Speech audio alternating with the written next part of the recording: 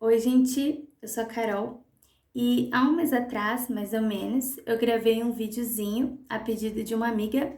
Ela estava participando de um projeto no qual ela iria indicar um filme e iria relacioná-lo à vida de alguma pessoa conhecida.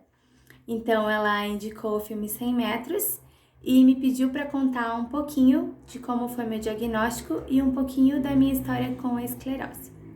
Para quem não sabe, eu descobri que eu sou portadora da esclerose múltipla faz 6 meses e só que eu acho que ficou faltando algumas informações de como eu cheguei até o meu diagnóstico, porque para descobrir a esclerose são exames muito específicos e como eu disse no primeiro vídeo, às vezes as pessoas levam anos para descobrir e até lá elas ficam tendo sintomas e os sintomas ficam se agravando. E eu consegui detectá-lo em 3 meses, graças a Deus. E então eu vou contar os meus primeiros sintomas e como foi até eu chegar até o diagnóstico. Em 2019, eu passei por um período de muitas mudanças na minha vida profissional, na minha vida pessoal, e eu tava bem estressada, assim, foi um ano muito cansativo. E eu comecei a ter alguns sintomas, como dores de cabeça forte. Eu também tinha muita exaustão com tarefas simples, subir uma escada ou então limpar a minha casa. Eu ficava exausta mesmo, no limite. E também eu sentia no meu caminhar algumas falhas, assim, eu dava o passo, mas dava uma falhadinha assim na hora de caminhar. Mas foram coisas que eu achei que era o meu corpo cansado mesmo, devido às minhas mudanças naquele ano. E eu achei também que um pouco era estresse, né? Porque já era final de ano, então eu tava bem cansada mesmo. E eu não dei muita bola para esses sintomas. Porém, passou um tempo e eu comecei a sentir formigamento em algumas partes do meu corpo. Eu sentia no meu braço direito, de repente eu sentia um formigamento, né? Que eles, agora eu sei, né? Eles chamam de parestesia. E o meu braço formigava e na sequência eu perdia a sensibilidade dele e ficava mais ou menos assim umas 2 ou 3 horas sem eu sentir meu braço. Porém, ele voltava passava esse período e o meu braço voltava ao normal. E eu pensava que, eu dormi de mau jeito, ou então era cansaço mesmo, estresse. E meu braço continuou tendo formigamentos esporádicos. Só que passou um tempo, eu comecei a sentir o mesmo formigamento na minha perna esquerda. E em princípio eu senti apenas o joelho para cima, a minha perna formigava e ficava gelada, assim, como se eu tivesse passado gelol e eu não sentia muito ela, mas eu achando que era estresse e nada demais, né? Até que eu comecei a sentir o formigamento na minha perna inteira, até a sola do meu pé, e a mesma sensação de tinha passado gelol e não tava sentindo ela. Então passou o tempo em um dia, foi no dia 28 de novembro, eu levantei da cama para ir trabalhar, coloquei os meus 2 pés no chão, porém eu senti só uma perna. A minha outra perna eu já não tinha nenhuma sensibilidade, eu não sentia o meu pé pisando no chão, eu não sentia nada dela, ela estava congelada, assim. Eu apertava e não sentia, mas eu achando que era estresse e cansaço por ser final de ano, né? Então eu fui trabalhar e eu trabalhei normal aquele dia e no horário do almoço eu comentei com um colega meu de serviço e eu falei, nossa, Pia, eu tô com a minha perna, eu levantei e não senti ela, tipo, eu perdi a sensibilidade da perna, eu não tô sentindo ela desde manhã, né? E daí ele falou, nossa, guria, mas isso é perigoso, vai no médico, né? E eu fiquei, tipo, não, eu só devo estar cansada e tudo mais. Eu agradeço ele até hoje, assim, por ter me alertado, porque se não fosse ele, eu não teria ido ao médico. Então, eu trabalhei no expediente normal e no final do dia eu fui até o pronto atendimento. Então eu cheguei no pronto atendimento, né? Passei pela primeira médica e ela fez as análises clínicas normais, né? E ela viu que eu não estava sentindo a minha perna mesmo, que eu não tinha reação nos toques que ela estava fazendo. E eu não sentia nenhuma dor, mesmo se enfiasse um prego, um alfinete na minha perna, eu não sentia nada mesmo de dor. E então ela chamou um outro médico para me avaliar também. E de repente tinham 5 médicos na sala. E daí eu comecei a ficar um pouquinho assustada. Mas ainda não tinha caído a minha ficha.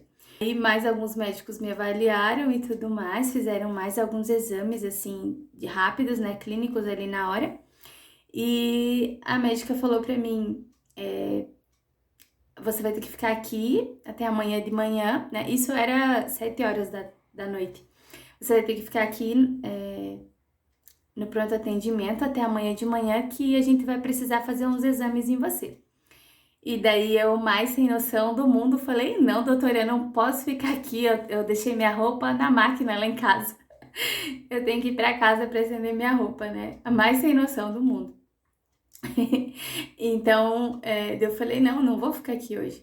E daí ela falou, não, então faz assim, a gente vai te liberar, mas você vai prometer que amanhã às 7 horas da manhã você vai estar aqui pra gente fazer esses exames em você.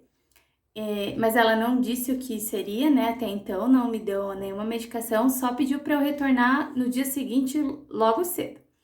Então, eu fui às 7 horas da manhã e ela estava de plantão ainda, então eu voltei, retornei com a mesma médica.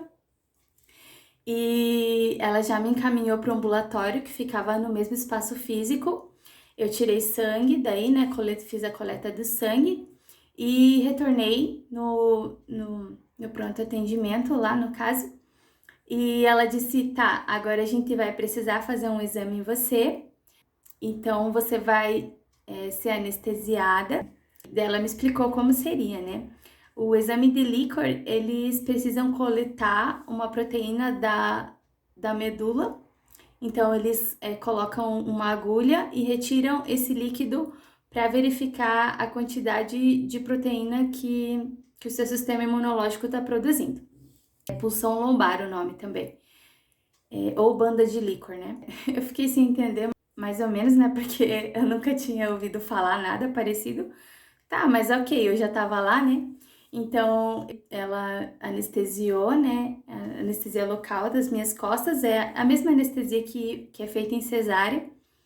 E ela pediu para ficar em posição fetal, segurando a minha perna. E é um exame muito desconfortável. E eu sou pequenininha, né? Então, eles estavam com um pouco de dificuldade de achar o espaço entre as minhas vértebras para retirar essa proteína.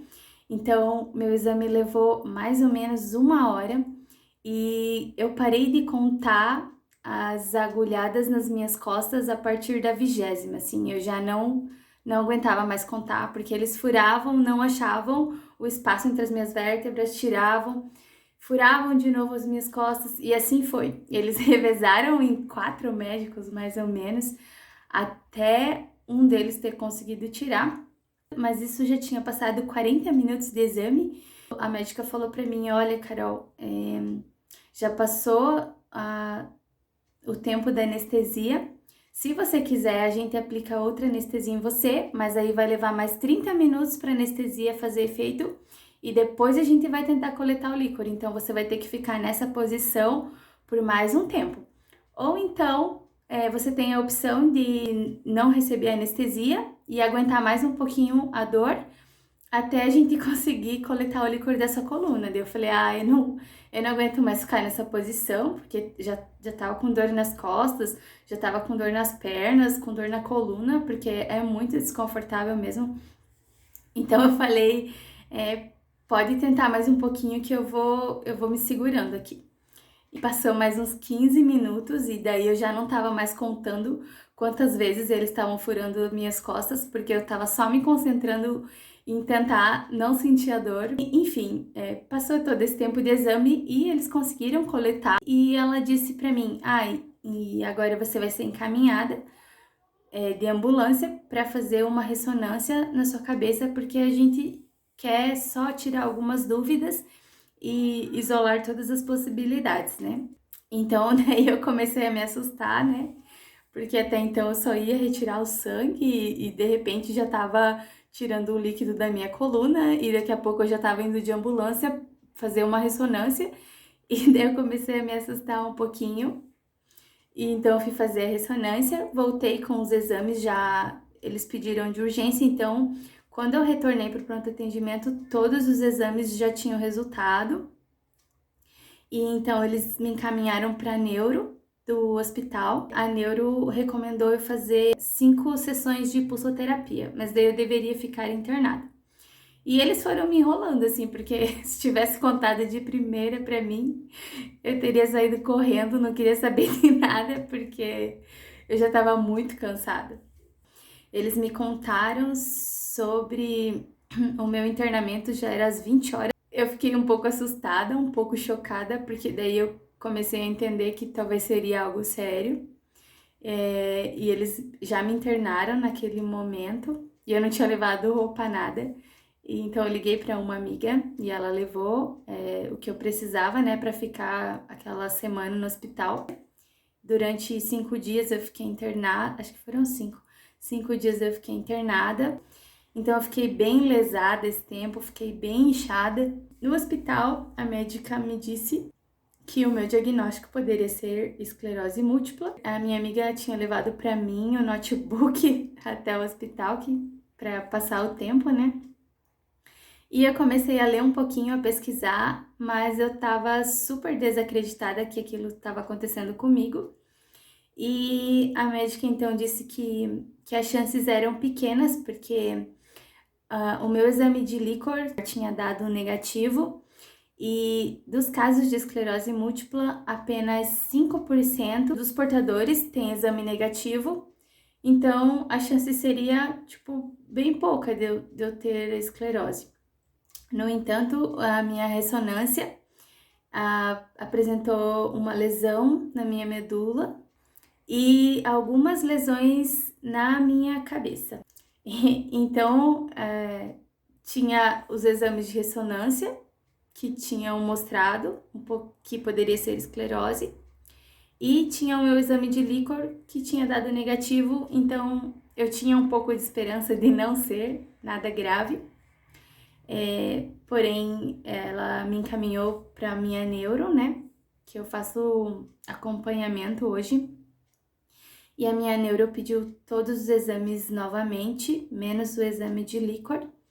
E na nova ressonância que eu fiz, que foi em março, apareceram mais algumas lesões, que no caso não eram lesões novas, eram as mesmas. Porém, eu tinha feito em clínica diferente, então ela tinha percebido outras lesões nesse novo exame. Então, ela me informou que o que eu tinha era esclerose mesmo. Então, eu comecei a minha saga para tentar me adaptar à minha nova realidade. E na sequência já comecei a fazer terapia também, porque logo entrou na quarentena. E então eu tive que processar muita coisa em pouco tempo. Eu ainda tenho medos, né, das consequências dessa doença, porque é uma doença degenerativa, ainda não tem cura e o tratamento dela é doloroso, mais nocivo ao corpo. Então, eu tô me preparando para começar, porque o tratamento da esclerose são imunossupressores, que eles baixam a sua imunidade, então você fica mais suscetível a contrair outras doenças no período que você está utilizando essa medicação. Então, a minha neuro optou por não iniciar o tratamento com imunossupressores agora, porém eu tô fazendo exames frequentes para ver se eu tenho lesões novas ou para ver as alterações do meu corpo devido às altas doses de corticoide que eu tomei em dezembro, que eu já sei que tenho, já tá tudo encaminhado mais ou menos, mas eu queria alertar vocês, principalmente final de ano, assim, né? Porque a gente tá mais cansado e a gente não presta muita atenção aos sinais que o nosso corpo dá. O nosso corpo funciona de uma maneira magnífica e muito inteligente. Se a gente prestar atenção, a gente consegue observar os sinais de que o corpo dá, que não está tudo bem. E é isso. Hoje, então, eu gostaria de passar para vocês o como foi. E fica o alerta, né, gente? Qualquer sintoma de diferente no corpo, ainda mais final de ano, assim, que todo mundo tá bem cansado, né? Vale a pena a gente ir atrás e cuidar da saúde. E a saúde é tudo, né? Então eu queria deixar um pouquinho da minha história e alertar vocês para ficar de olho na saúde de vocês e ficar de olho nos sinais que o corpo dá. E é isso. Hoje eu gostaria de deixar esse alerta. Espero que vocês tenham gostado do vídeo. Espero que tenha tido alguma serventia para vocês. E por hoje é isso.